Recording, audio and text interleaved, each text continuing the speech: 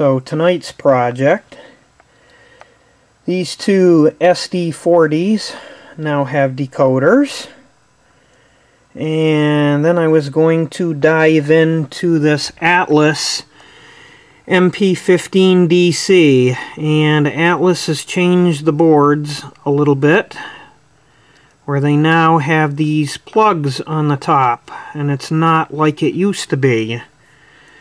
So I had this little tiny decoder right here that I was going to put in that unit, but guess what? Because these plugs right here are right in the way, that decoder hits that plug and it makes it too high and the shell will not go on it. So basically, I have come up with only one conclusion, and that is replace the entire board with a DASR decoder. This 8-pin connector is so high in here, I can't see any feasible way of getting a decoder plugged into that. Why they did that, probably just so they could say it was DCC compatible, but there's just not enough room. So I actually have two DASR decoders, but there's a problem. These decoders were purchased back in 2004, and I connected them with my handy dandy alligator clips, and I cannot get either decoder to respond.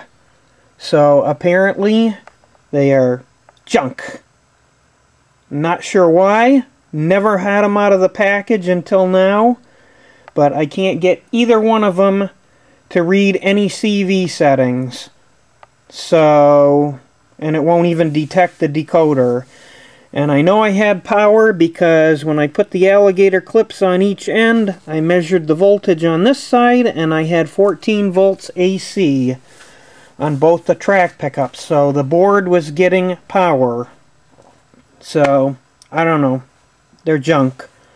I got some new ones on order. These are old enough so they don't have the built-in resistors on them anyway, and it would be kind of handy for this. As you can see, I've taken the light out. This is an LED. It looks like it's orange colored, but when it's actually lit, it's pretty close. It's a little bit of an orange color, but not bad. And I can't get to the one in the cab, and I'm not ripping it apart, so I'm like, it's good enough. So what I'll do is I'll just cut the wire, cut the end off this. As you can see, I got something stuck in there so I could jumper it to run the LED, because I was testing it with some of the resistors here, because I was going to actually use one of these boards and just put a resistor on it. But like I say, since I can't make them work, I'll just use the new one, and I'll just cut off the shunt on the new board for the resistor, and that'll solve that problem.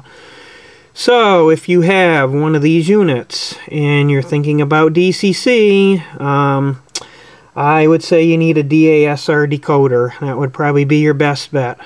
Anyway, thanks for looking.